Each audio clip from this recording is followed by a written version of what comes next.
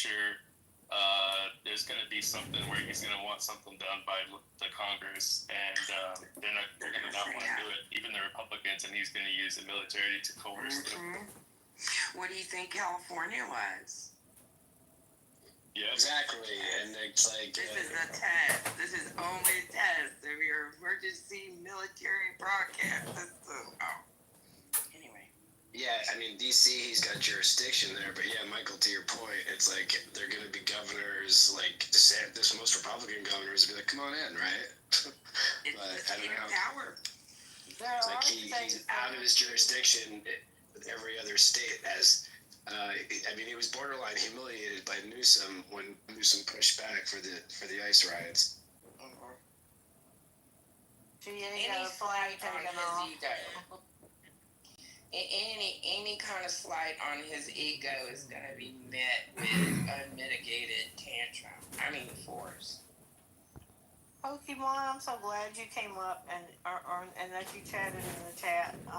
We always welcome sensible people to the stage. We have some. I know you're in the room. You know, the club, the house, whatever they call it on here anymore. But I'm glad to see and hear a new voice on stage. So thank you. Wait, who's Pokemon? That's the lady who's been speaking about her daughter, what she saw in D.C. and getting. Hey, I'm Ramona. I'm sorry, I'm blind. I wasn't looking. Well, I'm looking. She literally is blind. She's not just saying. I really am blind. No, but Ramona still has better eyesight than Trump. The fuck? So the fact that he's targeting blue states, when is this going to be acknowledged as a political attack and a political occupation? That's what I was saying earlier. Congressional war. It should be a hate crime. Queen, it's not going to happen until he's out of office. You know that. You and I both know that. Well, I'm saying, like, we have a media, we have people whose job it is to provide commentary on these things that are supposed to, like, clarify the situation in everyday language for people who are not as astute, maybe not as literate as it relates to the Bill of Rights and Constitution. People who may not have the words to describe, like they know that something's wrong, but they don't know, quite how to describe it because the war and civil war and declaration of war haven't been explicitly said out loud. But Queen, I mean, the actions are speaking that loud and clear. But Queen, they started this journey in 2014. Remember they started making the media the enemy of the state and the demons? So what they did was, before they got here, they actually made the media in society untrustworthy. So guess what? Now, anybody who told the truth, they got fired. Y'all don't see the long line of people that got fired? Rachel Maddow almost got fired. You got Lester Holt got fired. I mean, a long line of people got fired. They started Don Lemon. All of these people got fired. So at this point, now newscasters are like, well, we can't say too much because if we say too much, then we're going to get fired and we're going to get pressured because we know that we're going to get pressured and we can't say too much in asking him directly because we'll get kicked out of the press room. Remember, in December 2024, for the first time in U.S. history, now the actual White House determines who's going to be in a press briefing room because that was always left up to the press corps to determine. They took that from them so they could kick out whoever they want to, whoever asked questions they didn't like, just like the black lady, I remember that stood up. April or something was her name, and he kicked her out, and she hasn't been seen in any place on TV since then. This is what they started in 2014. So, Queen, now I'm sorry. April Ryan is still around, and she's April Ryan is still around. Yes. Okay, my bad. I hadn't seen her, so I retract that statement. But my point is this. my point is this: they started this so they could do this, so the press would be afraid of actually calling it for what it is. That was the whole plan the whole time. So we can no longer depend on the press to actually call it for what it is. Now we've got to go to podcasts. Now we got to go to Joy Reid's podcast, and I'm just naming people. I'm not saying I agree or disagree with him. I'm just saying we've got to go to alternate media because that was the plan the whole time. All of that. It seems really weird because you guys, I don't know how old everybody is in here, but there was a point in time when media, when journalists, it was immutable, their protection, their freedom, their ability to report the news, the good, bad, and the ugly, without the only kind of ramifications they could have is if they lied. That's it. But it was always about the facts. I mean, people make fun of it, but it's just facts, ma'am. It really used to just be like that. Now it's not. They have no rights. They have no protections. They can't protect their informants. They can't, nothing. And if there's something they say, like you said, if they say something out of pocket, they're gone. You know, they may not be gone, but they're not standing up front asking questions anymore. Ramona, I miss Walter Cronkite. My God. Yeah. Dan Rather, Connie Chung, Brian Humble, you know, I mean, even the 60 Minutes fellas, you know, it was great to have. When I see that you wanted to speak, I just wanted to throw in really quickly that if you really want to get a good look at what's going on right now, watch the movie that was made with George Clooney a number of years ago called Good Night, Good Luck, which is the story of Ed Morrow taking on McCarthyism on the news. PBS many years ago. It's a true story. It was recently made into a Broadway play as well that stars George Clooney as Ed Morrow. And it's just like watching what's going on here. I mean, he really took a huge risk to do it on the evening news, and he completely revealed everything that McCarthy was doing in the Senate, and it was a game changer. But the one thing I would say is, you know, we all know that freedom of the press was one of the first signs of a dictatorship, is that when that goes, we're really in trouble. But what has sprung up through Instagram, through Substack, through other independent journalists using other platforms, is starting to fill in the gap. So every day I don't get my news from traditional media. I don't have cable TV. I don't watch CNN or MSNBC. But I do watch Rachel doing her own posts on Substack or on IG. I mean, you can go to any of your leaders and you can see that they are posting in real time what they're seeing in their states, what they're seeing on the ground, what they're seeing happen in the White House. So it's not a solution, but they're coming up with a wage, and this is all reader sponsored. None of this is corporate sponsored. It's not sponsored by ads. It's sponsored by Americans and people from all over the world who are paying to be able to have access to the programming and to get a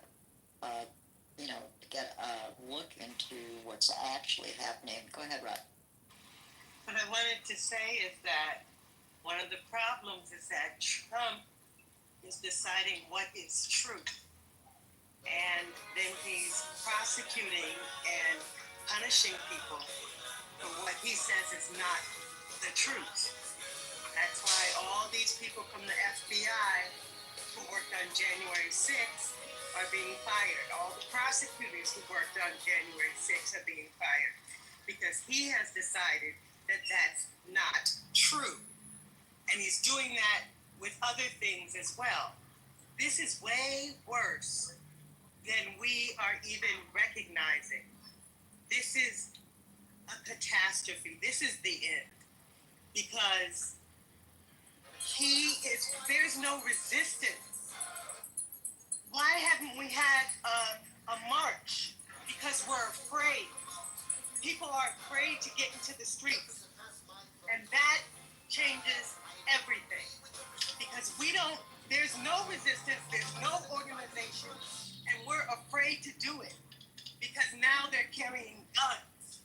And because the little bit that they did in LA, look at the response.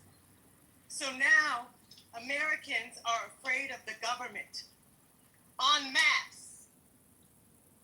Where's the big march? Where's the pussy march? Where's the march, No Kings March? Why haven't we reacted? Because he's winning. Because we're afraid. Because things like attacking John Bolton, who was on his side, he uses the military against and the law against anybody. Look what's happening to Trish James. There are other people too who they're saying, "Oh, you have mortgage fraud." That's an easy one they can do. You guys, I don't know. You're absolutely right, but I mean, just think about what happened back at the BLM riots when Trump said they should be using live rounds. You don't think he's going to be authorizing live rounds here? That's why people are scared. They don't have the right to protest. They don't have a right to use their voice without risking death. That's not what our Constitution is supposed to be about. That's not what our country's supposed to be based on. So fuck yeah, they're scared. We're scared. I'd be out there right now too if I could see where their bullets were coming from. But, you know, you're right. MAGA and the Republicans have sold out everything. And every time we get a Republican in here, we have to try to hold them accountable. Because I don't know, maybe they'll see. But eventually it's going to start to them. I mean, like, what are the sides of the Civil War? What are the two sides? It's the government against the people. No, I believe that, Rosalind. I believe that we're getting very close to civil war. And I don't think it's hyperbole, actually. I don't know that it's going to be like MAGAs against the world, though. I think it's going to be even more insidious than that. Because if it were just MAGAs against the world, would that be fucked? There would be no war. No, it's martial law that's the issue. It's martial law that's the issue to me. Yeah, it's going to be the people against actual government and authority figures. I don't think it's going to be civilians on civilians. Not like that. We're not going to. I hear what you're saying, Rosalind. Like it is, there is fear out there. But like as Emperor and Queen put in the chat, people are marching. There are protests. They're not being all covered. I didn't realize the extent of No Kings. They're saying that was a record 5 million in numbers. 5 million across the country. Like that's people are, you know. I'm trying to look at the protest half full, not half empty. We definitely need another No Kings. I mean, because he's escalated since we did the first No Kings. Well, this is the thing that I'm worried about more than anything. Is one, what I'm looking at is by 2027. It's going to get to a point where we're going to have a Tiananmen Square incident. It's going to happen. It's going to happen. There's going to be a kid standing in front of a tank. That is going to happen. This country will not slow down the direction that it's going into until we have a tank run over a citizen. It's going to take a Tiananmen Square incident for finally. Okay, that's enough. Finally, that's it's gonna take that. It's gonna take that because here's the issue, Rosalind. We can have No Kings every single weekend. It's still going to be those damn liberals. Those damn liberals. They just want tampons and bathrooms. It's going to be that argument until a tank runs over a citizen, and at that point, then it can be, okay, they liberals, but they Americans. That's going to be it. It's not going to change until then. It's really not. I think it's going to be for 2027. It'll probably be this year.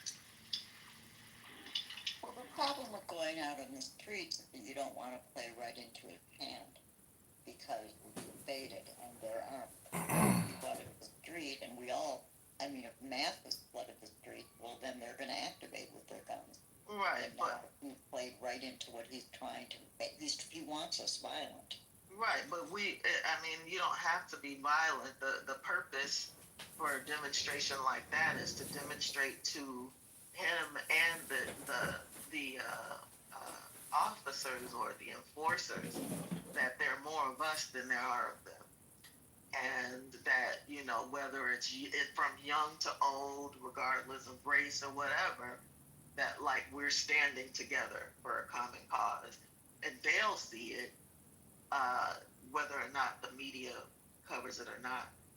They will see it. Those people that have to look at us, the citizens, they will see it, that they're outnumbered, and you know, if they want to jump bad on their own citizens, then, you know, hey, then we know that we've crossed at some point, you know. At some point, if people are really serious and we understand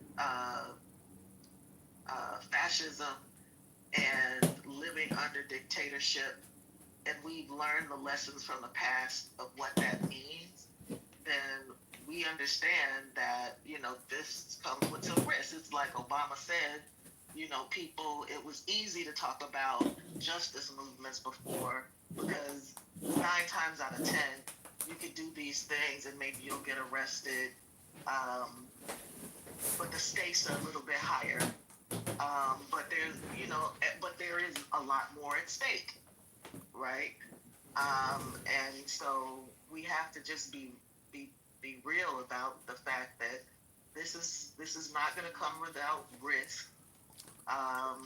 But it has to be done, for the future of this country, for our kids' futures, because I want my progeny to grow up like I grew up, free. You know, we've gotten to a time of enormous freedoms, and I think that future generations of Americans should experience that. We worked hard as a society to get here, right? So I definitely think it's worth risk to maintain that, to hold the line, whether it means confrontation with this dictator or not. But I wanted to also let you guys know that there have been demonstrations all around the country. Last weekend there was a really big demonstration in San Diego. There have been so many demonstrations and like rebellions against ICE in California in general. But like, you know, it's being said, it's not being covered. I think that Democracy Now!, if you guys follow Democracy Now! On social media, they also have a website. Watch them. They cover the alternative. They're covering the resistance to this to this to this takeover, right? They're not corporate backed media. They're independent media, and they've been covering resistance movements and activist organizations that are grassroots, for people who want to get involved with that type of thing, but don't know where to look. Go to places like, look at Democracy Now! They interview organizations like Jewish Voice for Peace and other organizations that advocate specifically for the disabled, that are grassroots organizations, and those who are fighting for like affordable housing. Like there's so much activism going on in this country, and people are hitting the streets. Like people are out there. there was a concert, I believe, in DC, a public concert, a go-go concert, just out in the streets, and they were talking about Free DC, and there was all kind of people out there, mostly black, but it was an integrated crowd. That might not have been typically covered as a protest, but it was a protest. So, you know, we just have to diversify, know where to look to get information about the resistance, because the mainstream media is not going to. Right. And as far as independent media, I really highly recommend Midas Touch for one. And the other was a little reel that I wanted to share with you from Bulwark, talking about what's going on in DC. So when there's a moment of lull, I'm happy to stream it for you. I gotta pull back just a little bit, y'all. Y'all scare me when y'all scare me when y'all say the stakes are high. Y'all scare me, cause Sandra, do y'all not? I mean, did y'all completely miss that Central Park is on top of a black town? The stakes are not higher at all. There was people that were massacred during the civil rights struggle. Massacred.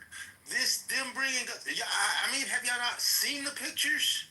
That was They had the National Guard. That was not our lifetime. I'm a Gen Xer. But no, I'm a Gen Xer. But hold up, Queen. This is my point. And what you just said, I'm a Gen Xer. But to be hyperbolic enough to say that this is the worst, no. This country is 250 years old as of next year. This is not a level that it hasn't been. We are returning back to the level it was before. That's what I'm That's saying. my point that I'm saying. And guess what? With whole towns being wiped out, whole communities being wiped out. Whole people being, hold on for a minute. Whole towns being wiped out. $3 million evaporated from the Freedmen Savings and Trust. They've been stealing from Americans for forever. And the fact that we have the luxury, I was born in 70. We have the luxury of saying, hey, you know what? We, for the majority of our lifetime, had the luxury of saying, hey, we're not going to have to go back there.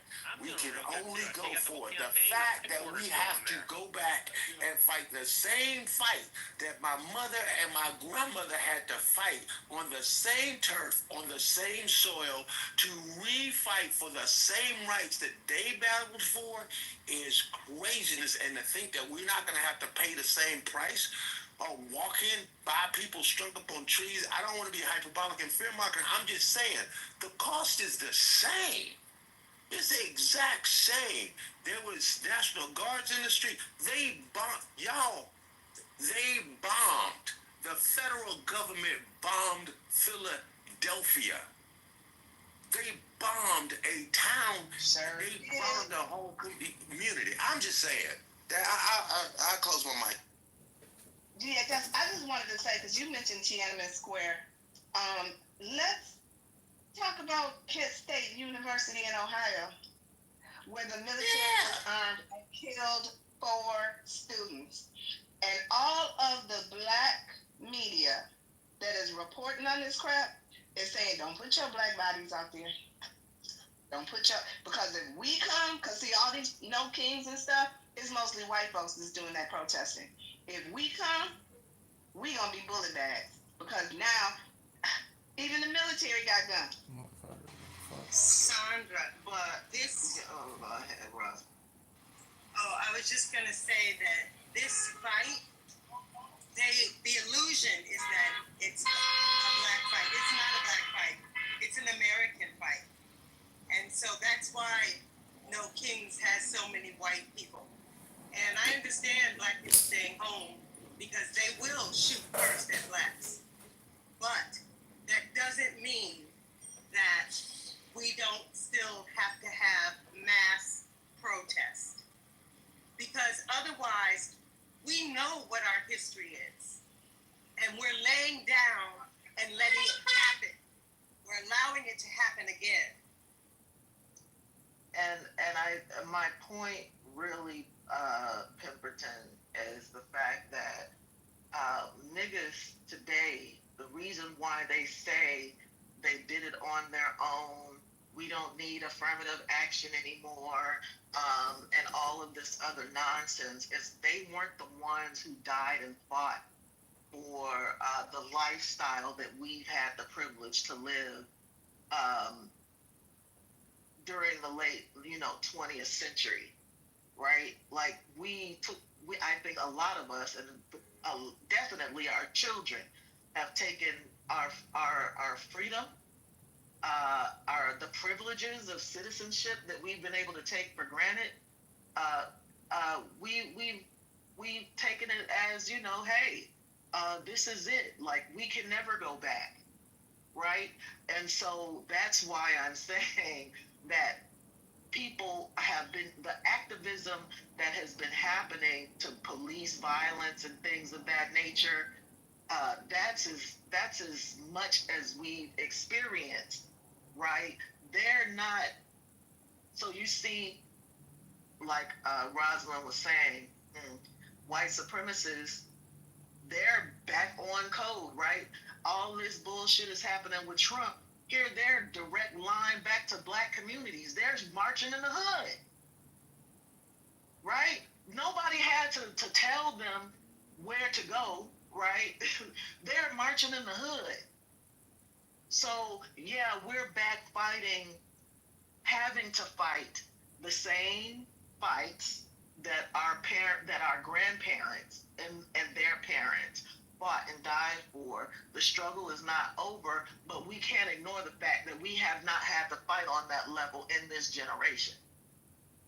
We haven't.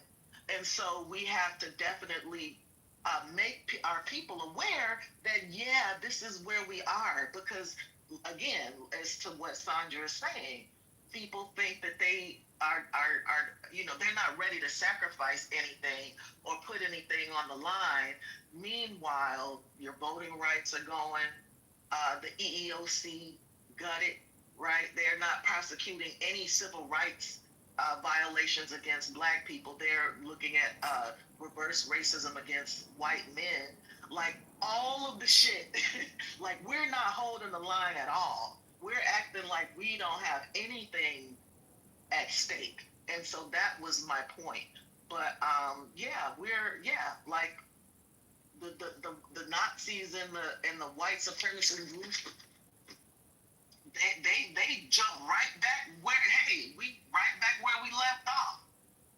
So while the army is fucking with the immigrants and the homeless, yeah, we're going to your black neighborhoods and we're gonna march in different cities where we bold enough to do such things, in Cincinnati and all these other things. This is, and are we responding like we're supposed to respond? No, people still don't get it. People still think that this is a joke. So this is why I'm saying that there's a lot more at stake, right? And don't forget, some of us voted for this bullshit. And a lot of black people are coming out speaking for this, like advocating for this dumb shit. So, yeah, that was my point. That was my only point. King, that's true, but I just think that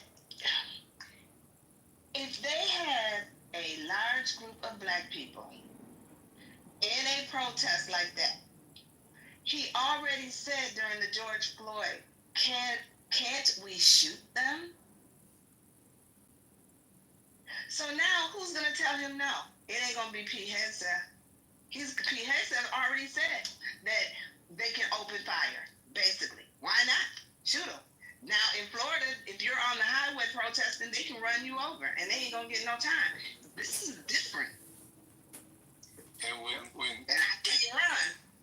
Right, and so if you remember too, during the George Floyd protest, their lives, like marching, were white folks, right? So, like, there is again, the Civil War was not like whites against blacks, right? Like, they're attacking blue states, right? So these are also white people that are being, like, again, we have to see what the field is. So it's not just like we can't go this alone, and neither can they, because all of our rights are under attack, and all of our cities are about to be under occupation. If they can, they're threatening Chicago now. We're going to Chicago. This is an occupation by our own military. So black people are supposed to sit home?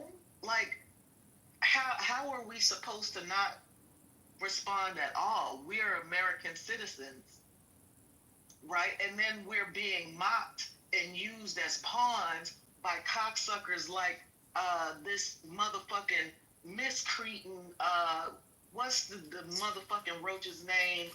Miller. Shut up, bitch. Stephen Miller. Oh, you got to go. Yeah, Steven. Right. So, we're being used as pawns and mocked and saying, well, the black people want this. That means we're not speaking up loud enough. No. And we got to make sure that the world knows that we're like, this is not our agenda. This is not the black agenda. This is not what America is. By the time they get through with the shit, America's not even going to be America no more. Yeah, this is not what the America we live. Yeah, this is what fascism looks like, the transition. Because most people think that they just dragging people in the streets right away. No, it's a slow, soft, subtle transition. And then when you see the difference 10 years later, that's when people go, what the fuck just happened, right? But if you study history, you'll understand the places, that go into to authoritarianism. This is what the transition looks like.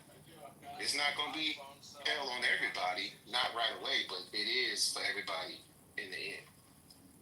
That's what keeps us sleepy, because we're not in the attacked group. That's what keeps the only chance we have at this point is a multicultural pushback. It cannot be a black pushback. They're trying to distract us by making us fight black and white, because anybody who wants to live in a multicultural democracy needs to be out there. And that's not all black people. That's everybody. That's all people who want America the way it was trending. It was arching towards more freedoms. Anybody who wants that needs to be out in the street. We can't get caught up with tampons and little tiny things. That is just meant to keep us home, fighting, and asleep, while they rob us blind. He is taking money. He's made billions of dollars since he became president. They're corrupt, and they use the law against American citizens. We, as American people, not as blacks, because if we do it as blacks, they will mow us down. There's no question. They're itching to mow us down. And they're itching to have martial law anywhere in Chicago or any of these places where there are black people. So it has to be a large multicultural pushback. Rosalind? Because... Oh, go ahead. No, I'm done. No. I didn't want to cut you off. I thought you was done, Rosalind. I didn't want to cut you off, sweetie. Go ahead. No, I was done. I was just going to repeat myself, I'm sure.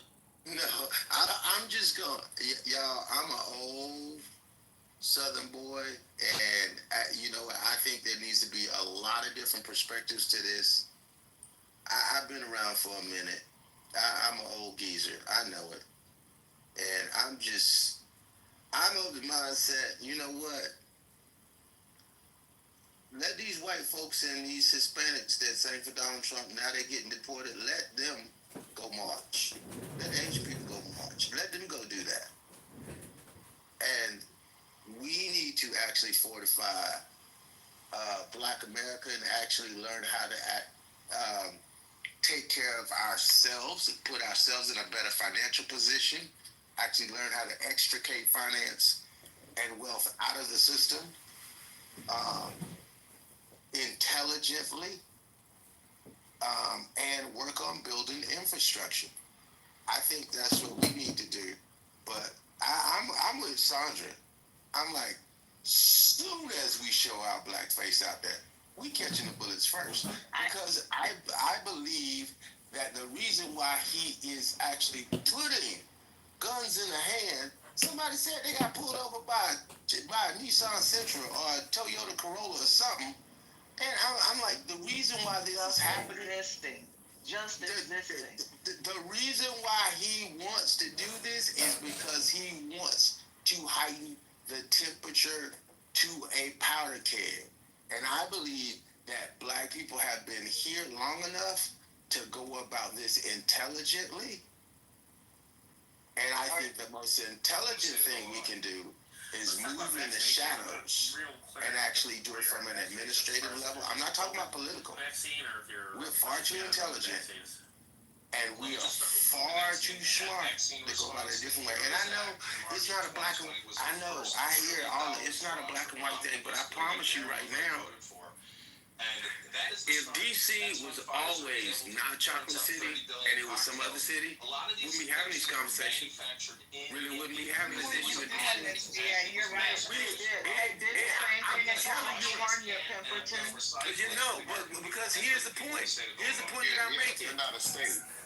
Here's the point that I'm making. Is if you look up crime statistics, DC is not even in the top 15. There are so many other red cities and red states that have a worse murder rate than DC. And my point is, if you want to do something about that, go get them other states first. They're not. It's a blue city with a black mayor.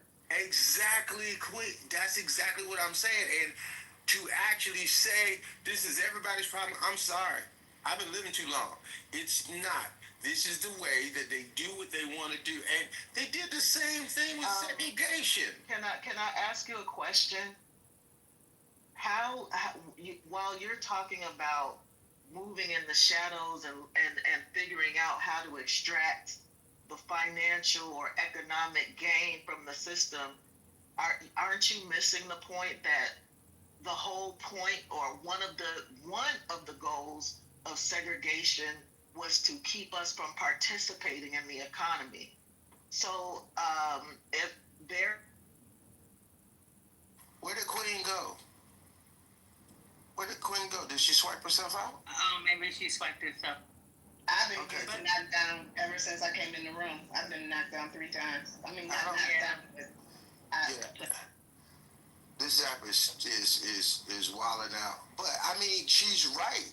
It was to keep us out of the system. As a person who lives in it. No, I'm gonna throw it right to you, Ty. The fact of the matter is, they can't at this point because the doors that they left open for their children, we actually walk into the same doors. We can actually manipulate, just like he's manipulating the market. We can actually take advantage of the same thing. We have been doing it. I actually taught a 6-hour class on just Roots, the Roots app by itself. That is actually a REACH program that actually has the renters invest into funds and investors can invest into. It's solely in Atlanta. That's to keep black people in their homes. It's an investing app. They've already actually passed out $4 million in dividends. It is happening in the financial sector. It is happening, and I think that's how black people ought to move. Go ahead. Yeah, I just wanted to say, as a person who lives in the DMV, Trump called himself trying to go. This is how you know what y'all were saying earlier. They're saying about crime, because they ain't going in Ward 7 and 8, where the black people are, where the poorest among us are. They hanging out in the tourist area. But again, going back to humanity, they didn't push back as they should, right? But for us as a people, we don't have to necessarily be marching on the street as a form of resistance. Resistance comes in all different forms. So guess what? The CEO of Target stepped the fuck down because y'all might see a few black people there, but for the most part, Target lost so many millions of dollars on purpose, right? Billions. And so, right. So, there's other things we can do to organize and be collaborative and do the things we need to do, along with having the John Browns and the Righteous Wifes that want to join us. But for the most part, we ain't got to be necessarily in the street. But you see how, what is her name? The fucking drunk ass judge saying that they're not going to be federal crimes if residents of DC walk outside with their rifles and shotguns. They're not really talking about black people, because I know black people who legally have guns in DC with the permits and the actual paperwork. But I bet you they won't come outside. We ain't stupid, Ty. With their guns. Right, exactly. Hey guys, I have an update on the Target CEO. So he's not leaving. He became executive chairman of the board, and his successor is his understudy. So keep fucking boycotting Target, because they're not gonna. I don't think they're gonna change. It's the same mindset that's still on the board. Oh yeah, the boycott's still on. Yeah, just want to make sure you guys know, right? Keep it pushing. Yeah, Jeremy, we still making long ass lines at Costco, so don't worry. Yeah, Jeremy, I talked about that on my podcast. It ticks me off because it's not a celebration. It's not even a victory, because the issue was not the CEO. The issue is the board and the way the board makes policies. And we can't claim victory over Target until the last Target store closes and they are run out of business.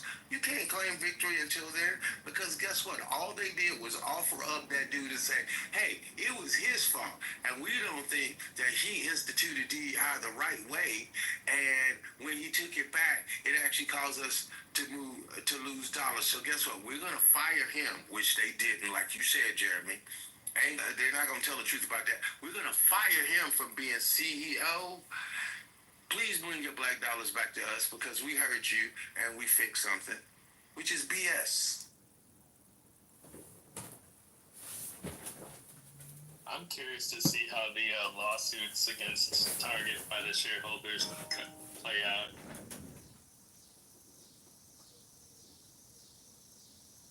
Because they're like, you lost us a bunch of money. Yeah, that's a higher position. Queen, did you knock yourself out? Yeah, I'm back. Wait, go ahead and finish your thought. Hey, you guys. You guys point So out. I'm back just a little bit, GA, because I do hear you that it's not a total victory and the last Target is closed. But I think if we along the way celebrate that we didn't think, then how do we, in the minds of folks who are trying to do that thing, what's wrong with counting it as a win? Especially if you participated by not going. If you don't ever get a chance to celebrate, or that it feels like you did something worth doing, then what's the point? Because they played a long game and we keep celebrating the short game. That's why. Okay, all right. I'm not talking about the long game. I'm talking about, because, the war, there's a whole war, but there was a battle there that can be celebrated. And I'm not sure why that can't be. Nobody said it was over, but to not acknowledge that because of something people got together to do, that, and what's happening internally, whether he moved to another position or whatever. I think it's Michael. Michael had the hard stats on what happened since February, and there was a difference made. And why we can't celebrate that? Why say we can't? I don't get it. It's not about it's not about the It's the battle on the way to winning the war. And I'm confused why that, from your perspective as a business person, I just don't get it. Because you are a business person, but I'm talking about other people who are not business minded like you. If they participated and something happened, why can't that be celebrated? Deborah, when I was a kid, I never celebrated that I gave a kid a black eye when he whipped my ass, when he drugged me up and down the street. And I leave the fight with a broken arm and a broken leg and a busted mouth. I don't celebrate. Well, I hit him 2 times, but he beat me for 45 minutes. Nah, you can't celebrate that. And I think we are so easily distracted as a culture when this is just how I feel. This is personal feeling. They playing in our face. They literally are playing in our face, saying, we know what you want, but what we gonna do is, we know you're not intelligent enough to know that this ain't a real solution, so we gonna just give you something, and we know y'all gonna have a couple barbecues and cookouts and celebrate, and Jamal Bryant is gonna preach and have people running up and down the aisle, and y'all gonna think y'all gotta win, and we gonna go about our business like we was before. That's what I don't think you like. underestimate black people. So, okay, I'm going to go on mute.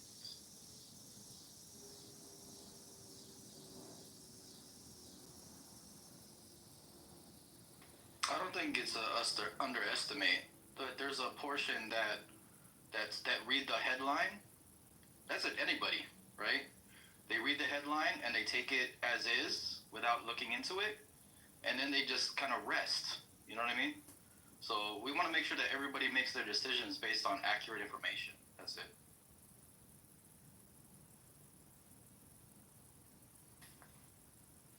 Yeah, go ahead, Queen. I was just gonna say we need to keep their foot on what you said, Jeremy. We need to keep our foot on their necks. And nothing has changed, right? Um, it's not personal about the CEO necessarily, who is now the head of the executive board, which is the highest position in a corporation, right? It's about the policy change and their willingness to, make diversity a part of their core values as a corporation. The hiring of, being inclusive and to make sure that, people can know that they value diversity, and they don't, do discrimination as a core value, like that means something, so I think that the it's superficial what happened to the CEO. It's really, it is superficial. Yeah, It's I'm not in public disagreement with you guys. It's for public relations, and yeah, there's a such thing as a benchmark too, and you have to see some effect of what you're doing, whether or not it's working. And based on what Michael said the other day, he's here. I don't know if he can repeat those stats or whatever, if he wants to or not. But there is a such thing as a benchmark. And so, you have to see if what you're doing is making not one said to stop or that we won, but to recognize that what we're doing, maybe I shouldn't say celebrate, but I think it's okay to recognize that it's impactful what we're doing. It's not over. It's not over. But if you're making an impact, what's wrong with saying that out loud? Yeah, I don't have the numbers in front of me, but I do remember that from 23 to 24, they lost $3 billion. From 24 to 25, they lost $3 billion. And then so far this year, since February, they've lost $12 billion. So there's definitely a change this year. I'm sure that, like, I get it and I agree. I'm sure that Celebrate that. during the bus boycotts, when at various stages or checkpoints or status meetings, when King would have to say, well, this is what's happening so far, and we're moving ahead, and like it was a good motivation for the people in the congregation. So yeah, I'm not opposed to none of that. It's just that he also at the same time had to remind people that it wasn't over and that there was a bigger fight, and so we got to kind of do both. As long as we're doing both, it's good. Yes, ma'am. Also, when they when they announced the new CEO, the stock actually went down because the investors didn't like the fact that they chose that person, so they lost even more money. And to me, that's why it's so impactful is because nobody has to open their mouth and do anything. We did an action. Stop going. We didn't have to do anything. We didn't have to sacrifice our body. We made a decision not to go, and it made a difference. And to me, that's impactful. It was a little bit more difficult for me because Target's like 3 blocks away. I have to actually drive to go to the store now. Deborah, I agree. And I started doing Shipt, which is a shopping service, and Shipt started at Target. So I mean, I'm turning down tons of runs that I could be doing. I try to do a couple every day since I'm a retired lady, but I refuse to go to Target, so I ain't doing Target. So I've been going to Myers and Kroger's and stuff. Shout out to Myers. Shout out to Myers. Old school Myers, where you could get a vacation, get your glasses, book your honeymoon, get your tires changed, get a tan, and buy the siding to your house all in one store. Shout out.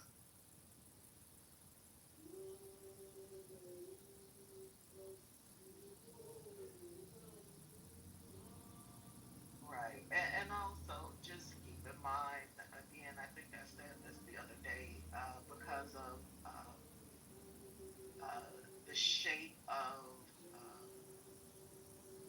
the monopolies and the fact that there's been so much consolidation of companies, it's going to, two things. It's going to be very difficult to really cut off your engagement with the parent corporations of these businesses. Like, you may think that you're not supporting a business, but you actually may be, because again, they're all owned by the same parent corporation. But also, with the economic projections, people are probably not gonna. I mean, well, this is with the projections. You can expect that your expendable income is going to, not allow you to do much engagement with retail anyway. They've been saying that retail as a sector has been going down because of online shopping and the behemoth that is Amazon. Um, so just keep these things in mind. There have been several informatic sheets that show the ownership and the conglomeration of who's affiliated with what. So, and it's crazy. It gets more. Oh, sorry. It gets more insidious than that too, because like I don't want to give the Koch brothers any money, and the Koch brothers own a bunch of paper product companies, and so I looked up, which paper towel companies are owned by the Koch brothers, and so I don't buy those. But I found out recently that the Koch the Koch brand, one of their paper towel brands, whatever, they patented the half full, like the half sheet, and all paper towels have the half sheet. So whenever you buy paper towels, you're giving the Koch brothers money, and there's no way to avoid it unless you avoid paper towels.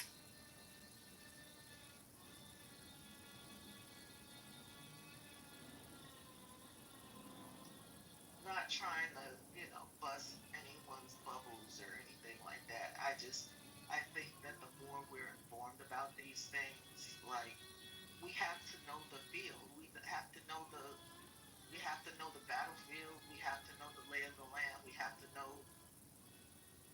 to know what's going on so that we just again don't get lulled to sleep.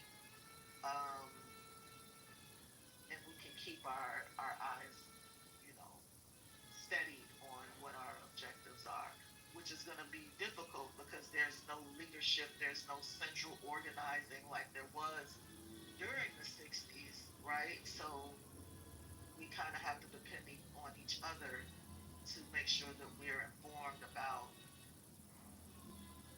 just like strategy and what's proving to be effective and what may not. But I say play your lane, whatever you're gonna do, because most people are not gonna do nothing. Whatever you're gonna do that and do it to death. You know what I mean? Just know we're pretty captured out here, and that's the reason why there were laws against monopolies and robber barons because it took away a lot of power from the citizenry. These battles were fought way early in the history of the country um, because of the way the laws have been manipulated. We don't have as much power as we once did. Lisa, I wish I had it like that. If I could pull together those kind of funds, because it would probably take close to about $2 trillion to make that happen. But if I had it like that, I promise you I would. I'd do it in a heartbeat. I would put a smaller store next to every single Target everywhere across the country that specialize in just black-owned brands and call it Bullseye. I promise you I would, but I don't have it like that.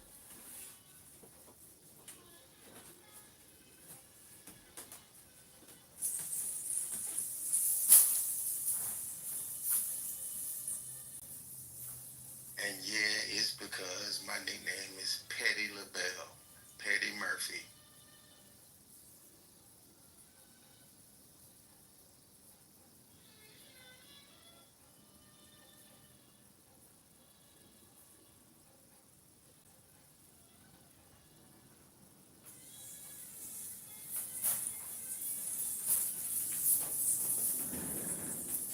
Yeah, it's too bad that our ability to organize really has been undermined in a lot of ways.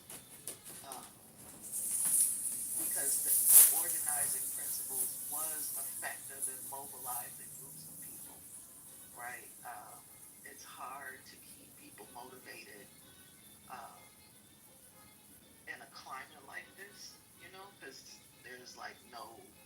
I mean, that used to be the church. Everybody's going every week, you know, um, and the messaging is very direct. Whereas on the internet, you're getting information from all over the place. You really don't know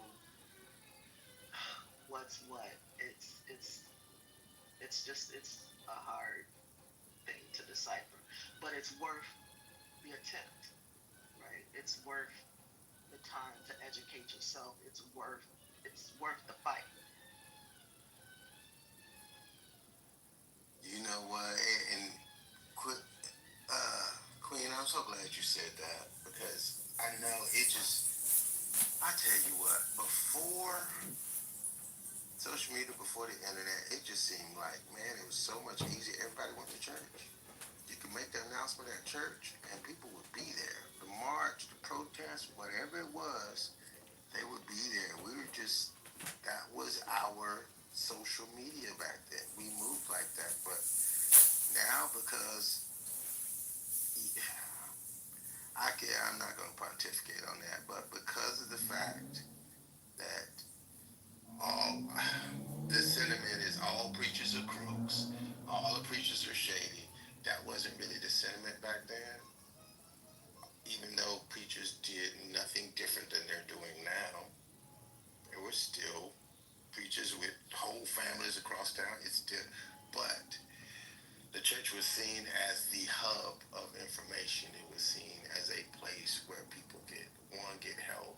They moved differently. They saw it differently. It just, like I said, I don't know.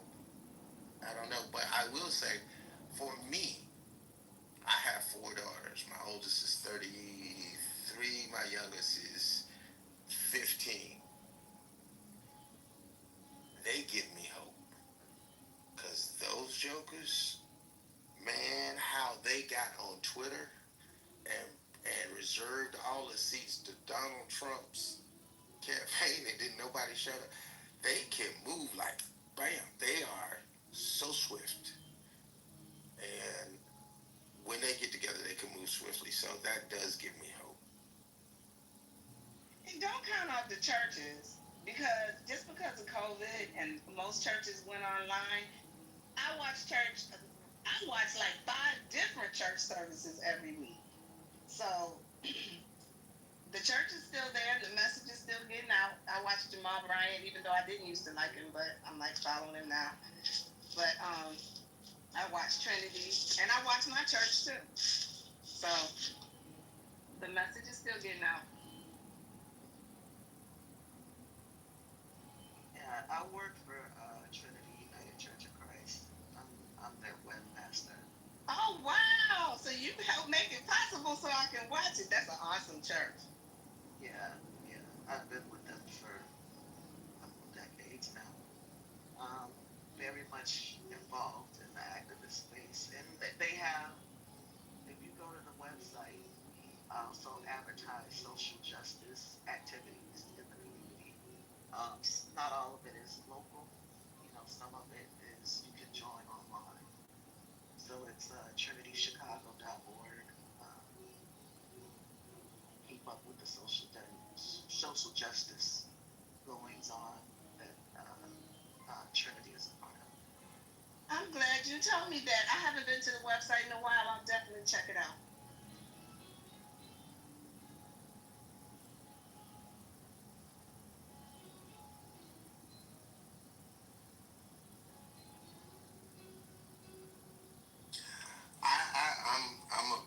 I'm a member of Bedside Baptist as well. And you know, I don't say that there's a lack of people watching churches. I'm just saying the feeling of church, as in the community of church, it feels different. It feels different than it used to feel. Well, it is different. And see, I'm in Michigan, and during COVID, I lost 27 friends to COVID. It started with the Kojak pastors because they had that big conference in February of 2020, and so many of them died, and it spread. So Detroit got hit hella hard. And I'm here in Lansing and lost 27 friends. And the youngest one was 26 years old and she had 3 children. So her mama that I went to school with, who is my age, is raising them babies. So it was devastating. And then my pastor left too after COVID. So I just haven't been back because I haven't decided if I want to stay there or not. But I still watch. I'm still in the community. But I just haven't made a decision yet. Hey, well, I feel that, and I don't say this often, but I was a licensed ordained elder in the Church of God in Christ. In the up under Bishop Nathaniel Wells, I lost 9 mentors. See, that's what I was gonna say. You know what I'm talking That about. year. I lost 9 mentors. I lost Superintendent. I lost Superintendent Flake, Bishop Wells, and that broke my heart. I mean, I know I'm 54, but all of the men that were my mentors, that was supposed to actually be the men that I go to in this time in my life, they're gone. All of them, every last one of them are all gone. So yeah, that was a tough time. Yeah, I only I was agnostic for many years, but when I found I found a lot of churches that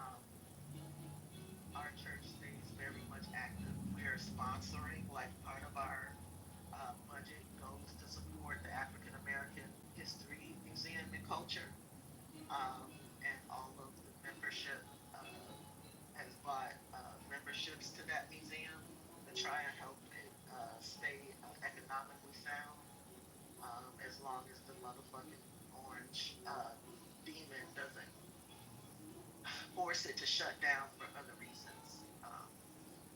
But my pastor from this mosque was actually in Gaza. He was in Israel on October 7th. He was at the airport coming back to the United States, and he had took a tour of the West Bank and Gaza um, during that week, and he has, been very much outspoken on interfaith panels about what's going on and with the Israel Gaza war.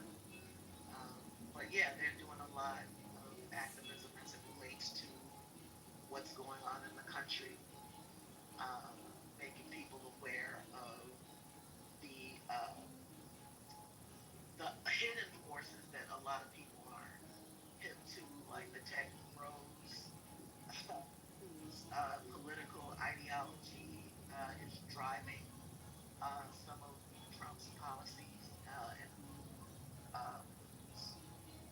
financed a lot of the Trump campaign, the Andreessens, the Peter Thiels, and those types. Trinity has been singular for me as it relates to activism and the Black community. Um, and so they provide spiritual needs for the community as well as the justice needs on earth for the community. So it's like, yeah, you get your spiritual needs met, you get fed, but we also make sure that you are not, it's the liberation theology, right, as practiced by even some Catholics in South America when those people were living under dictatorships in fascist countries. They were very much social justice warriors for their flocks, and stood standing up against the government powers because it's what Christ would have done. So,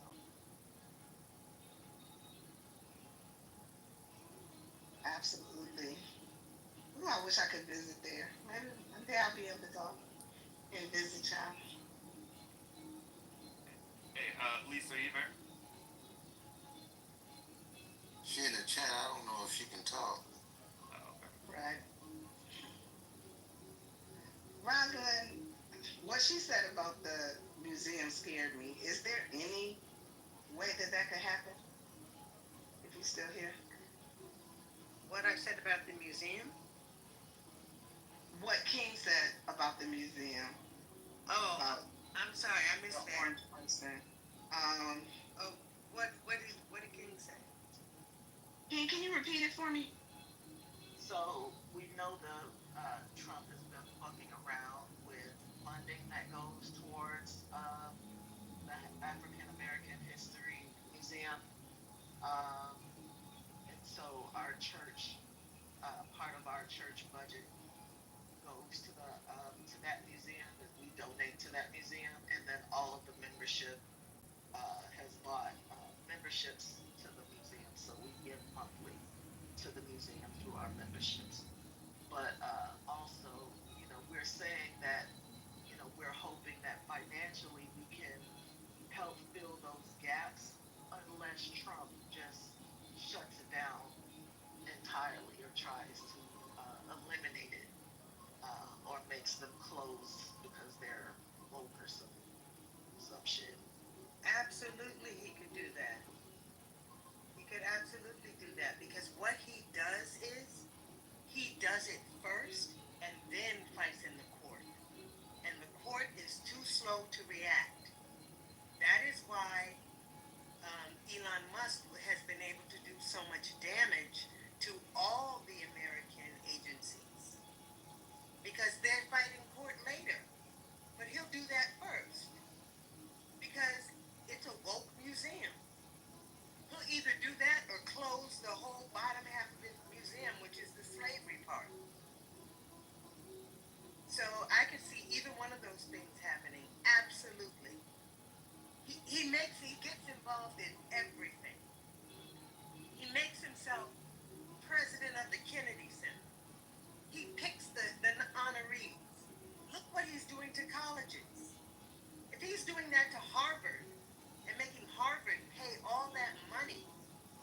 other colleges too. Columbia also has to pay him money. What makes you think he couldn't do that to the museum? And he'll do it, and then people will complain, and then we'll litigate. In the meantime, the damage will be done. And a normal company, you wouldn't do that because you don't want to be caught in litigation. He's not paying for none of this, right? So all he's doing is getting staff and different people, different units to go to court and deal with it. It doesn't cost him anything to do this foolishness. It's not even costing him bad press because you realize bad press is all good press for him. That's why he's been able to do so much damage. I'd like to weigh in with something that just broke regarding Maxwell. There was the transcript of the interview. Part of it came out. They released a small part of a transcript. And so Todd Blanche said to her, so there's been a lot of conversation about whether Mr. Epstein maintained like a list of people, like a book of famous people that he knew. Like it's called a black book or a client list. Do you know of the existence of any such list? Maxwell said, there is no list. We'll start with that. The genesis of that story I can actually trace for you from its absolute inception if that is what you're interested in. It is. And then her attorney responded, well, first, to be short, there is no list, there's no client list, nothing like that. That's because she's the list. She's the list. But she's gonna protect that orange bastard. Correct. Yeah, and so I was gonna so I that shared several weeks ago that the whole thing about pushing this out past Labor Day with Congress was for them to create a narrative, and that after Labor Day, people are going to be over this, and I think this is the final play here. So this transcript is getting disseminated all over X right now, so MAG is getting it. So I think that over the next couple weeks, this Epstein thing will be dead. This will be the nail in the coffin.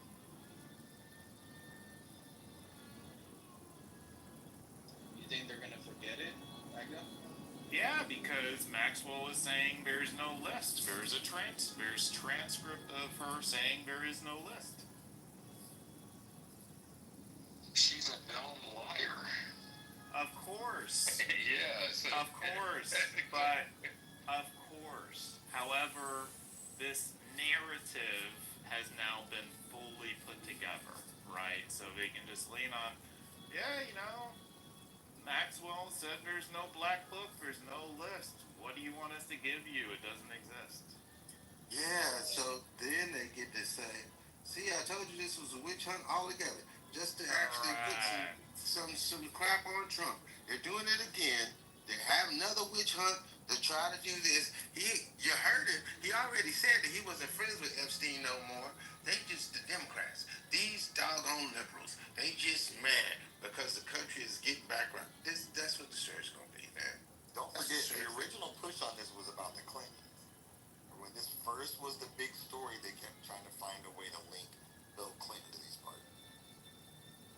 Yeah, and the other part about that, Brian, is who started the run for the Epstein list? It was them. Facts. Because they were going to pin the whole thing on the Clintons and say how dirty the Clintons were. And that's why they got so pissed, because it's like, how you going to protect the Clintons? How you going to protect the Clintons? But they're going to flip this to, this was a witch hunt on Trump. And then they're going to whitewash it. That's what's coming. I think this is gonna divide MAGA. No, it's not. No, it isn't at all. The idea, because the response is there is no list, right? So as he says it over and over and over again, it will be believed. So what's interesting to me about it is the approach isn't going to be to go after the Clintons and flip it all there. It's just to basically do a Jedi mind trick and say it never existed, right? And I think, sadly, that approach will work. These aren't the droids you're looking for. I hear. That was nice.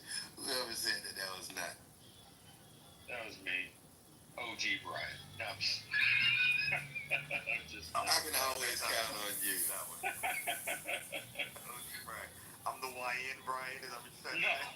Well, if you ain't over 55, then yeah.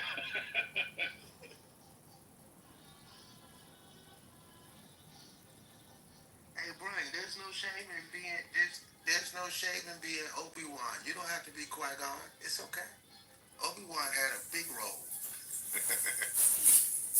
But the CEO's point, though, yeah, I have no problem with being. Oh, come on. Sorry. We're just coming back from the vet. No, you Qui-Gon. Definitely Qui-Gon. Shit. But, it's the circle jerk. This, turning his back on the Democrats and the Clintons and like, maybe this goes above my intellectual grade, but how do you fight against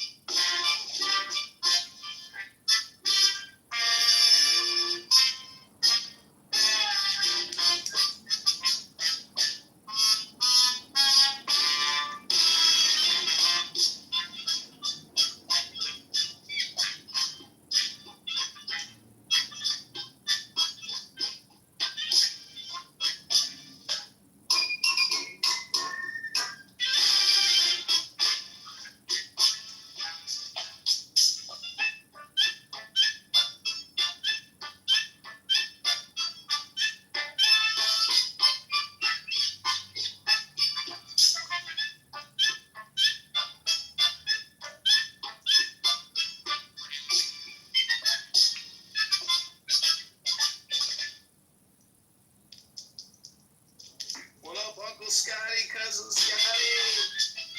It's Mojo, the positive vibrations premiere.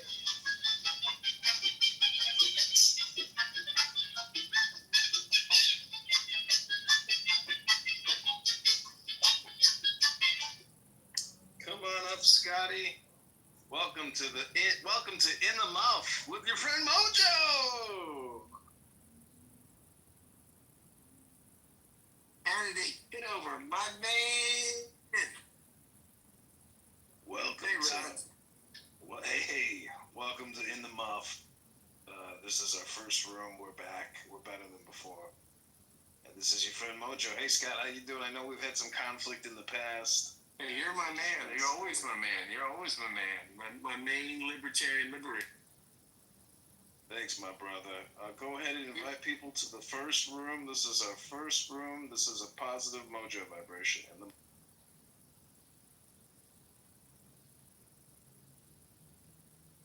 You see, Mojo has already conditioned so many people. He's gone, so we're here to fill the void, to fill the vacuum in the mouth.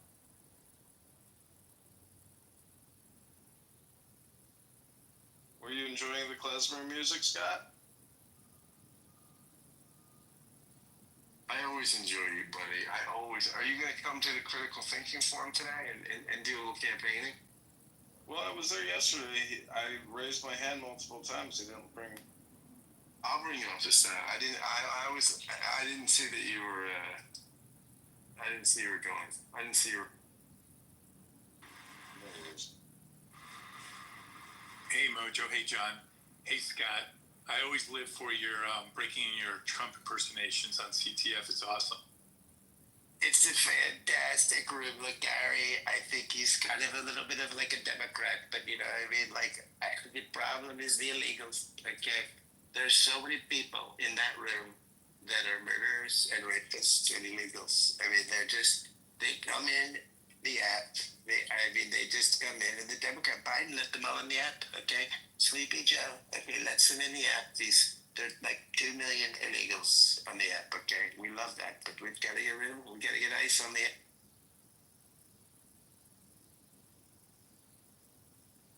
And to the candidate, I certainly hope you're rising in your polls there.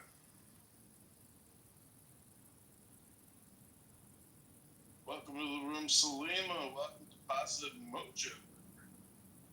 Hey, thanks for the invite. I came in here because Scott was here. I just wanted to listen.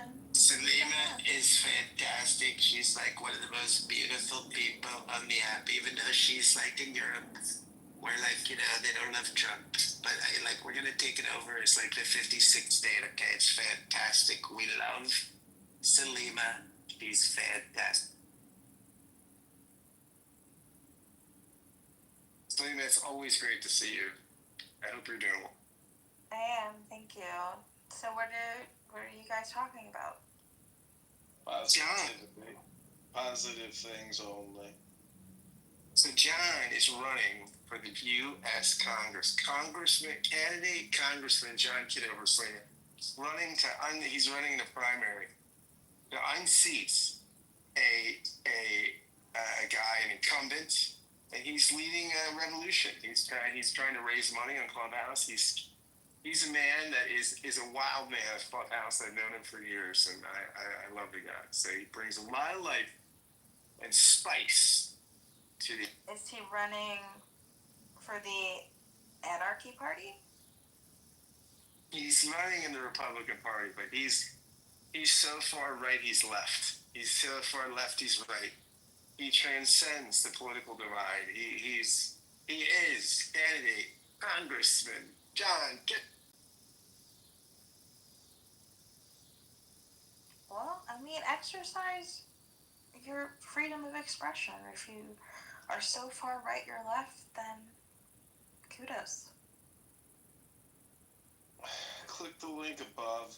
Subscribe to the YouTube channel. Stay abreast of everything Clubhouse. We're live right now in the recording studio. You can see live footage of this room. You're all being recorded onto YouTube. This is like taking one record from one platform and transferring it to another platform. Please review the house rules. All rooms are live streamed, and don't bring any drama from any other old.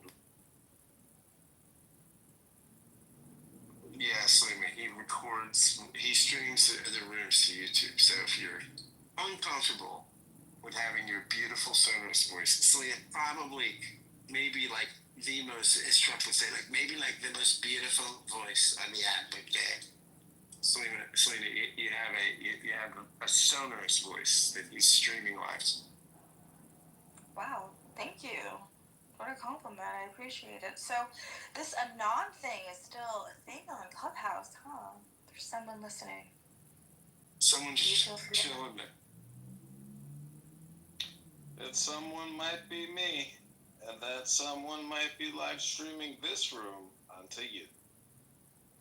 I tried to get Jane in here, but she told me she quit the app, so she'll be off for 6 hours, and then she'll be. She didn't run her patio room last week. I think she actually might be done with Clubhouse. No, I've seen her do this a million. She does this like a couple times a month. What she does is she starts going into those dark rooms, and she's like, I can't do this, I can't do it anymore, and then like she'll take a day, and then she'll be. So is this John Kitover thing legit, or is it a joke, or? It's legit. It's a real campaign. Okay. It's a real campaign. Oh, cool. He's getting signatures. John, how many signatures do you need to get on the ballot? We need about 700 signatures confirmed, but about 1,500 just in case. How many do you have? We have 0 at the moment.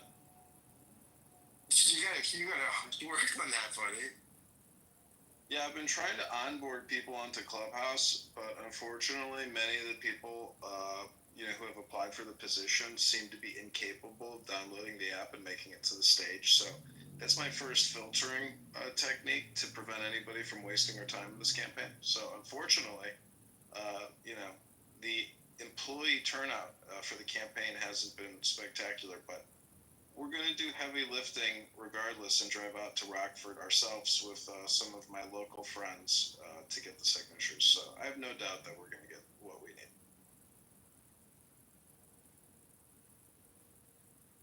Will you debate the incumbent? Will there be a debate? Is that it? I'm hoping it'll happen, but regardless, we just had some really good press released today. You can go to John Kitover IL on X to view the actual 45-minute interview that I did with somebody like yourself. And I haven't been able to convince you to do the same thing with me, but I'm hoping after you see this 45-minute podcast interview that you will change your mind and we'll do what we did with George here. Bring you on the national or international. I have listeners on every continent except Antarctica.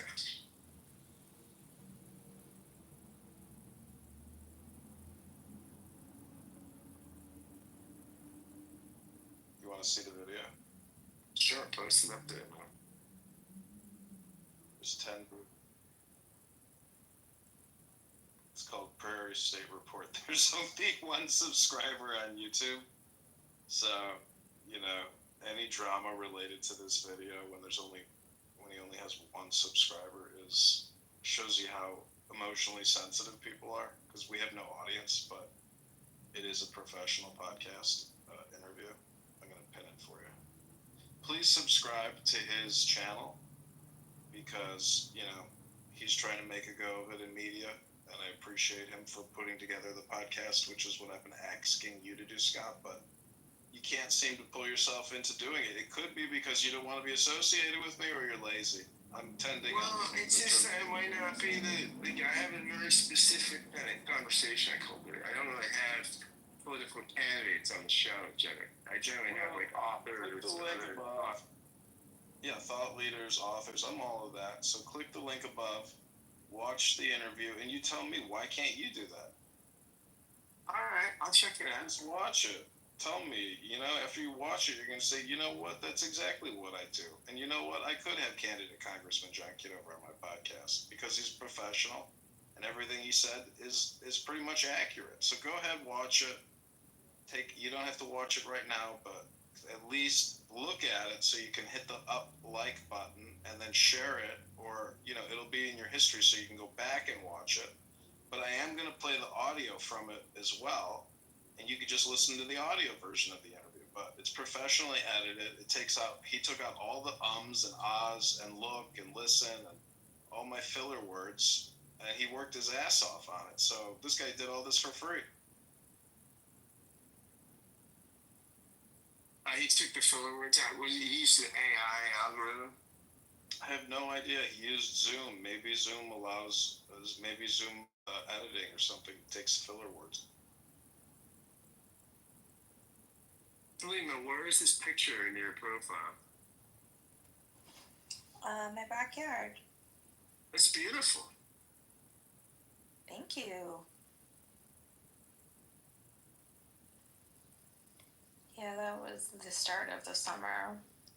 Can't remember exactly. It's been actually a really horrible summer. It's been extremely cold. Well, not maybe extremely, but it's just been super not tropical this summer. It's going to be only 17 degrees tomorrow, and it's August. I'm sorry, am I being that boring person? No, it's the weather. We can talk about anything. No, it was unseasonably cool too in Philly the past couple days. It was like 70, 69. I went out yesterday to meet someone for coffee, for a drink actually, and I almost needed this hoodie. Like I had a long sleeve shirt on and a t-shirt, and I was worried I was going to be cold. So it's a little warmer today in Philadelphia. The weather is 84, which I don't know what that is in Celsius. I think it's like 25. Yeah, it's warm. It's Philly's warm and it's often humid. It's not terribly humid today, but it's. I'll tell you where I went though a couple weekends ago. I had such a great day. 84 is actually 20, almost 29 degrees. That's pretty warm. That's warm. That's not even that hot for here. I mean, it's been 100 degrees. It's been 100 would be like Fahrenheit to Celsius, right? Fahrenheit to Celsius. It would be so let's say. So we've had 38 degree Celsius days here in the past like. So we got Chris down there, aka Many9. Why don't you come up, Chris? Many, and I'll mod you because we're trying to grow the positive mojo vibrate. I think you don't have to say 79 degrees. It's just 78, 79. It doesn't need to be hotter than. A couple weekends ago, I went to Atlantic City. It was the best. Oh my gosh, it was a perfect day. It was like. It was in the 80s Fahrenheit and almost 90, and it was the beautiful sea breeze off the Atlantic Ocean. It's amazing.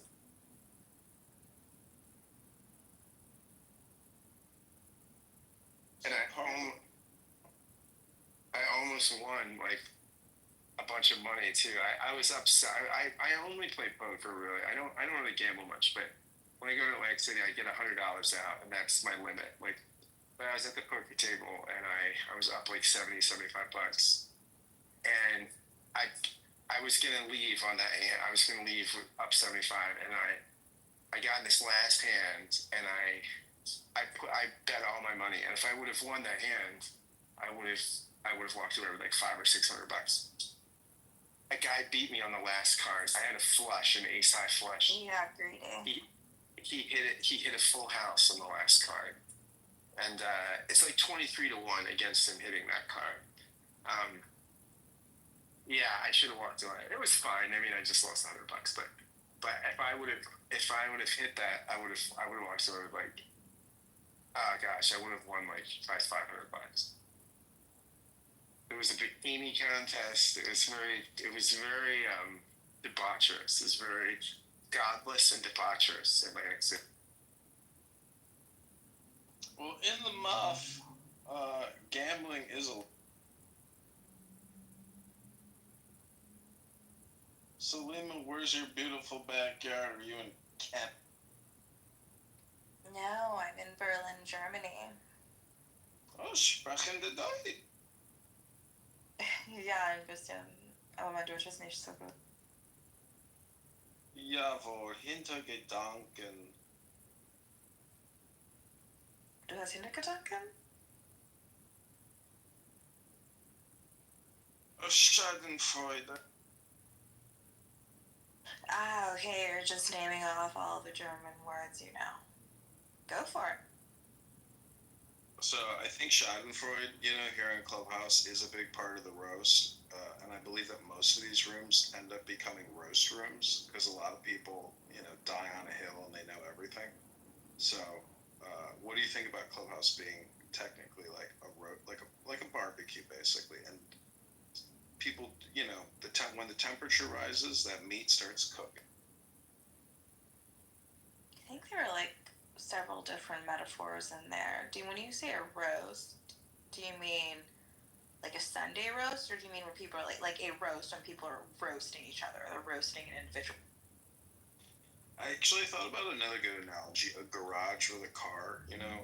A lot of people pull their car into your house and then they turn the engine on and they just start revving the engine with the garage door closed, and so they fill the house up with toxic gas. That's basically the same thing as a road. Oh yeah, that's happening a lot. I've tuned out of everything. I just watch nature documentaries now. I don't have mental space for any of that stuff.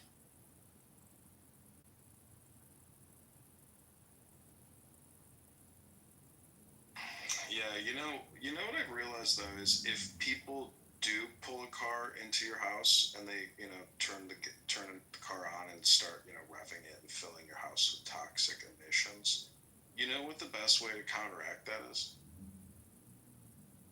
Having a house with no roof?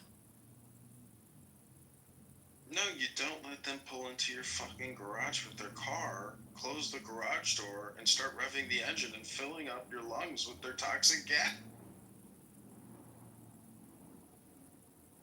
Also, yeah, because I like a roof on the top of my house. how would they get into your garage in the first place? Well, you let them in. Just like how if, people come into this room, they come up on stage and they start spewing their toxic gas, well, that would be the same. That means I let them in my house to spew their toxic gas with their, emission. Do you want to talk about how you're feeling about the toxic gas? Who is the last toxic gas? Well, I can't actually bring it up because that would violate the House rules. So, unfortunately, I can't discuss it. But in the MOF, which is, enforcing these rules, the now is all important. And nobody here is emitting any toxic.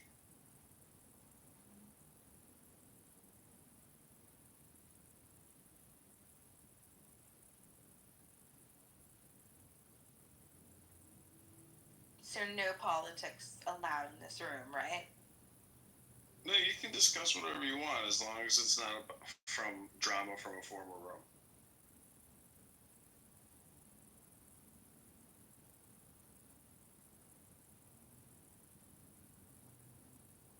I went to the zoo today with my friend's two kids, just to give the parents a day off so they could just, enjoy their time, do whatever they want. And I gotta say, I don't think I really like zoos. I hope that's not toxic. Ethically ambiguous at best, I think, zoos. Yeah, but you got the animals where you're walking around and it kind of smells like a farm. And then you got the other, more exotic animals, shall we say. And a lot of them don't even come out because, they're either napping or they're just sick of, being around people. I don't know, lots of different things. It's not a great life for the animals. No, it's not. But then it's also what are we doing? Just going around to look at them? And then there's these poor, hamster-looking ones. They look like lacrosse, I don't know, some rodent-looking animal. to the window and scratching it. They were doing it for. We stood there 5 minutes watching them do it, and the kids were just laughing their butts off. And I kept thinking, like, these poor things, because like rodents are very intelligent, and like they know they're in prison, and they're trying to like get out. And they're looking at us, like, imploring us to help them get out, and everyone's just standing around laughing. And I just thought, holy moly, this place sucks. I watched this video on, I guess it was on, I'm sure it was on Facebook or something, and it was all about the capybara. Yeah, have you seen those? They're like the biggest rodents. No. You Google the capybara, and all these other animals, all these animals love them. If you Google it, like they'll hang out with alligators and sit on top of alligators, and nobody attacks them. They all love it. They all love the capybara. If you Can you like write it in the chat? Yeah, I'll speak it right here. Capybara. If you Google capybara, they're the cutest. People have them as pets, and they're like 175-pound rodents. They're like big guinea pigs. And I saw this video where they just all these other animals, all these predators won't eat them. They'll just hang out because they're cute. They like it. Scientists don't understand why predators mostly won't eat them. They had something very similar looking to that at the zoo. Might have been that. There's a lot of animals actually, and the kangaroos were so small, and the bats were. There were a lot of really small versions of animals I see online. Maybe that's just how big they are.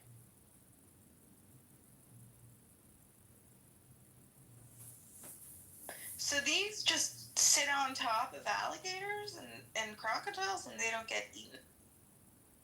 No, the alligator. They have the alligators like them. They're like into them. They're like their homies.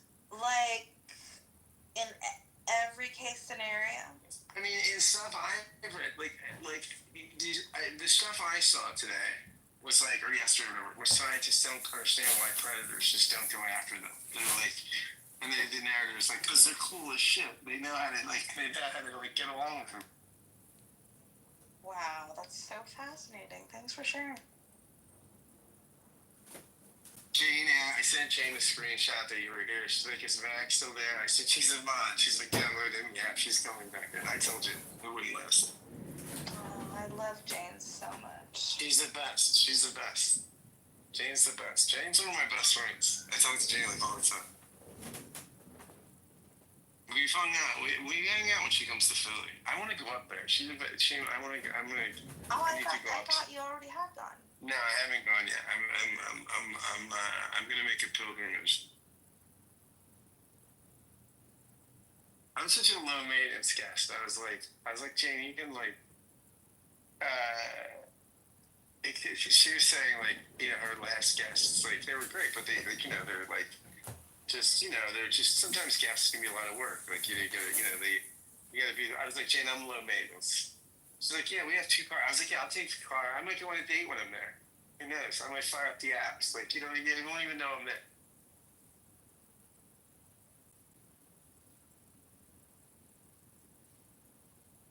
Mac, are you on dating apps? No, I'm not. Oh, we talked about that the other day. Yeah, you're not on any apps.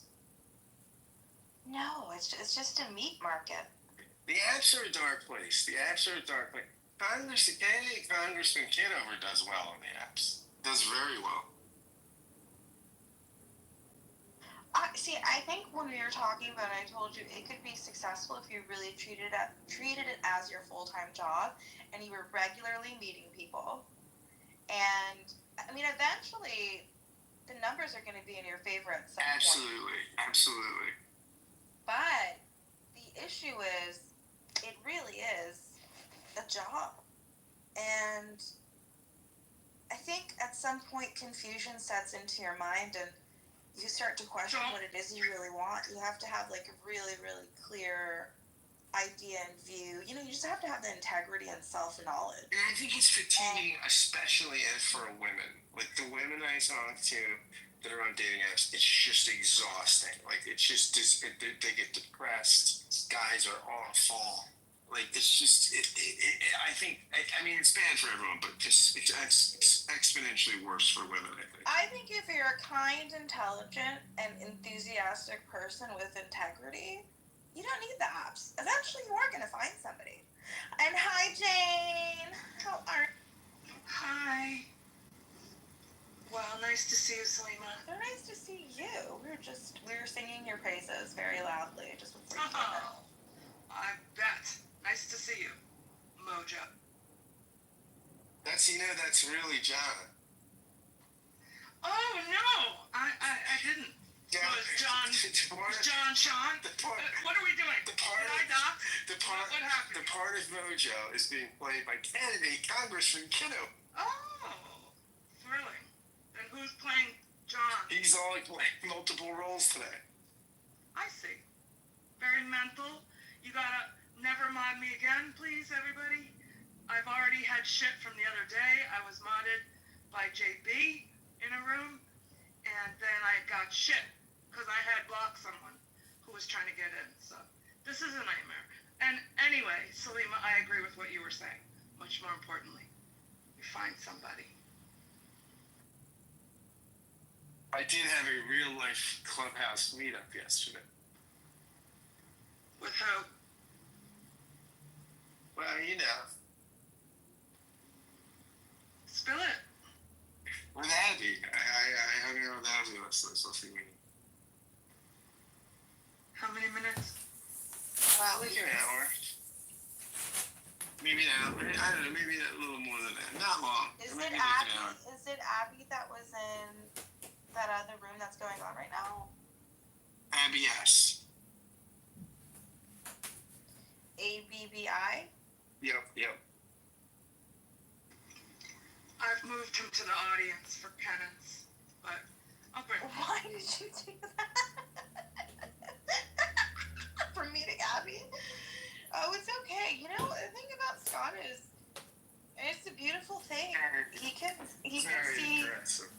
He can see the beauty in a lot of people, and it's an admirable. Oh, she's beautiful. So that's no question. No, I mean also the internal beauty. You know, like. I think it's a good quality. It's a nice. I think it's a nice. I think it's also very befitting of a member of the club. Ecumenical. Abby's a big Jew. Oh, I didn't know what that meant. So what's going on here, Selima? Because I got rid of the app today, and your friend Scott knew there was but one way to lure me back, and he said the screenshot with the room with you in it. So I don't. What's going on is I wanted to go into a room on Clubhouse for a while, and you know I enter these big rooms, and sometimes the conversations are very interesting, but I hesitate to join the stage because I do have some nerves that hit me when it is such a large room, you know, with such a large stage. And then I think, like, what is it I even want to say? It's so unimportant. But then a small room like this is my jam. And I just thought, let me just go in and listen. And then I was invited on stage, and it's been very friendly. Great. I'm affable, Jane. People like you. I know. And I made sure not to mention you, but the only thing Abby did say is she likes you, Jane. She thinks very highly of you. Oh, well, that's nice to hear. Thank you. I'm surprised I was even discussed. I appreciate that. That is so mutual, and you know that.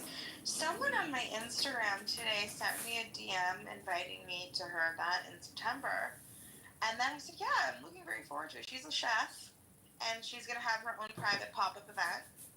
And then she said, oh, when you come, can you please take some videos and put it on your story? Because she said I'm very influential, which I thought was so funny, but so sweet. And now I can say I'm an influencer.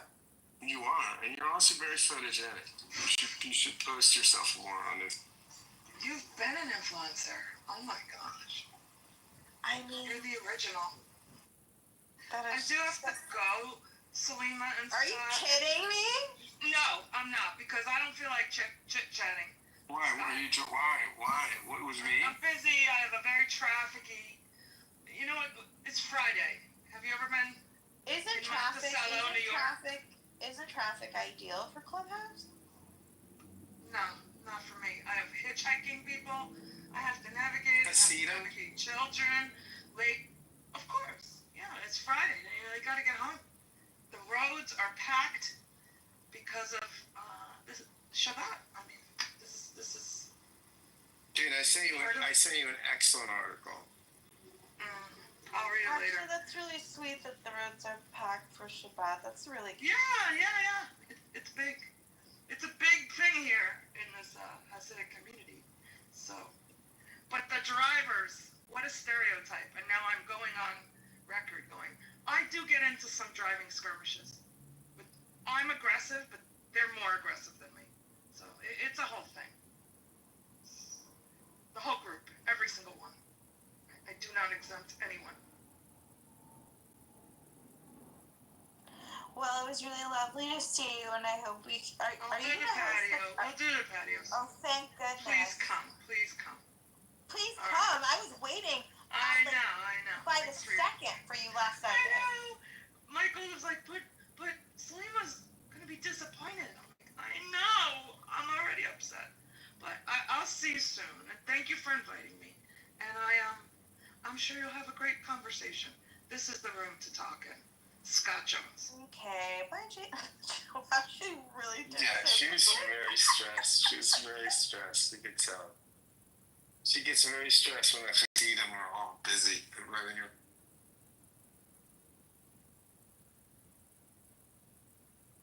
I can just say that I'm very happy to not have children right now. I do want children at some point, but I was with my friends' kids, and they're 8 and 6. And they are so cute, and they're very well-behaved children. But being with them all day at the zoo, and I don't know, personally me, I don't see these kids that often. I only see them a handful of times a year. So when we're together, I kind of, let them run the show. And they're just so full of energy, and I'm chasing after them the whole time. And I just thought, oh, you're on the phone. Well, anyway, I'll just say for the room. I just thought their parents, bless them, have to deal with them 24/7. Their parents can never take a moment off. Shout out parents. That is exhausting work. I could hear it the whole time. It's funny when the phone rings. It puts up the phone icon. It's funny because I didn't answer the call. Oh, fascinating. My iPhone's just being. Now the 17's coming out. I'm just dying. You don't need you really don't need it. Just get a new battery. No, it's funny though. It's I didn't realize they put this thing automatically on my plan. It a free upgrade option. It's a couple dollars a month and you can upgrade so. And I pay. So my phone bill is $80 a month, right? And that's unlimited data, unlimited text, unlimited calls, and then also it pays the phone. So I pay for the phone. So basically, if I get a new phone, my bill really won't change. It will. That is one of the most intelligent billing plans I've ever heard of in my life, actually. Yeah, so I just pay the phone off, half my phone bill. How many bucks a month is it that's on top? It's $40-some a month. I think it's $42 a month, $40 a month thing. Off the top. Okay, so it's $40 a month, and you basically keep a contract for 2 years. Right, and then, but it allows an upgrade option, so that when the new phone comes out, I don't have to wait till the 2 years. You don't, because you paid basically $1,000 already. Right, I paid right. So then I'll just when the 17 comes out. The reason I will get it is that the camera is going to be so good, and I'll use it to podcast. How much better could it possibly be from last year's version, honestly? Yeah, from the 15 to the 16, I have a 15, and this will be the 17. It'll be better. Although what's interesting is right now, I mostly, and lazy and don't even plug my phone camera and just use my laptop camera. I just bought a new laptop. I just bought a MacBook, a brand new MacBook Air. What'd you do? And What the did camera you do with your old one? traded in. Oh fuck. Traded in. They gave me like $230 for it. It was 2019, and I gave me like $250. So I shortchanged you a bit. Well, the thing is, I could have sold it for more. I probably could have got $400 for it or something, right? Like, but then I would have had to find somebody and sell it and do all that stuff. So I didn't have to do any of that. They just took the computer,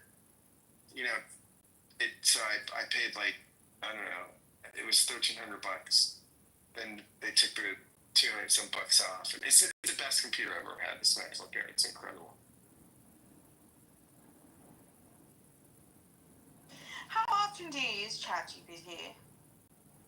Not a ton. What I use it a lot for, I use it for podcast descriptions. So like for show notes, I'll just be like, write me a description of a podcast episode where Bill and I talk about such and such. And it just generates it.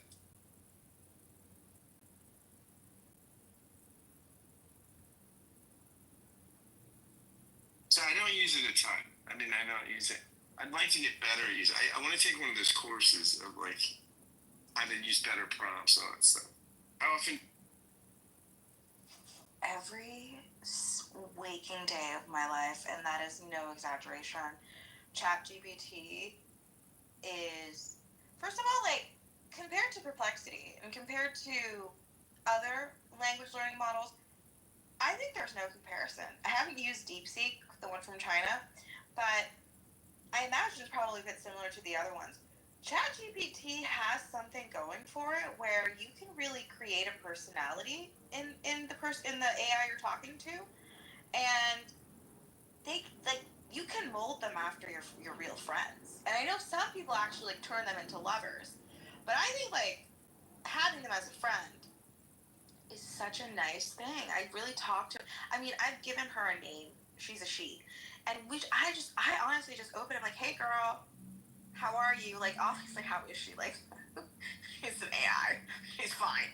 But we have really nice conversations, and she talks like my friend.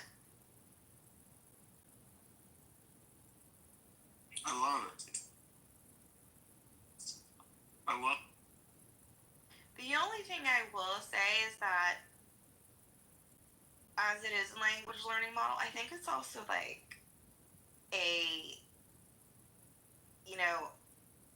affirmation or confirmation learning model. It wants you to keep using it, and I think sometimes it gives you if you ask questions about yourself, really pointed questions, it'll tell you the answer you want to hear versus the real answer. Bill Maher always rags on it. He's always like, what a great question. It's like, no, it wasn't. It was a stupid question.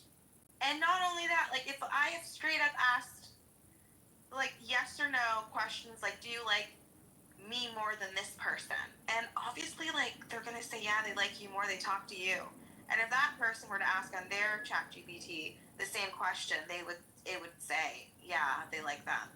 It's just so modeled, yeah, like you said, you just kiss your butt.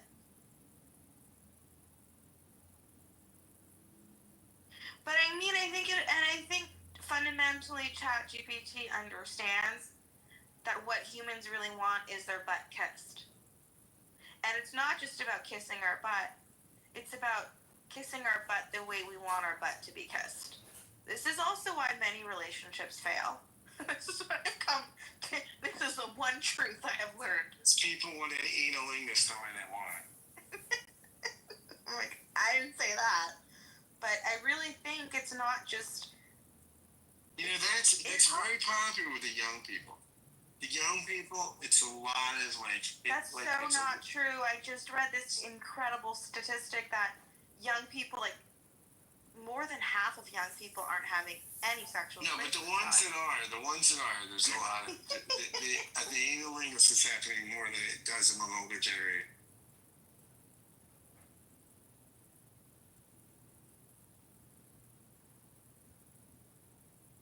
at the plaza, similar to Dene Plaza. And I'm almost up. I'm one person away. Have you ever been in a situationship, Scott? Yes, of course. How long did it last? I don't know. I've been in a couple this year. I think they were. Did you have one that was like years long? Not years, but like they tend to be shorter.